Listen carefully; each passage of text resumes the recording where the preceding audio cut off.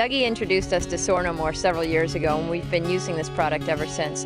You know, it's a terrific product. It enables us to use it on the muscles, on the big, large muscle mass of the horse, whenever his back is sore, whenever his hind end is a little bit tired from the work. It's a really, really great product. The nice thing about Soar No More, it really shows me where there is a hot spot, because you'll start to see a white cream almost like a foam off the sea. Now that I've used and put the Soar No More on the horse's back, if you have access to a laser, and what I'm showing here is that Soar No More is safe to use with a laser and pulsating magnetic therapy. So let's give him a couple shots here of the laser. It's a 2-second probe. This will help stimulate his back.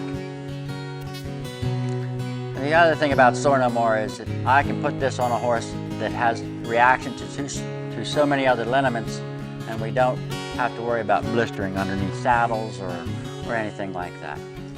And it's a good maintenance product. Soar No More is a wonderful, just plain maintenance product. But it's the best product that I've ever used, and I've been in the horse business doing horses for 35 years.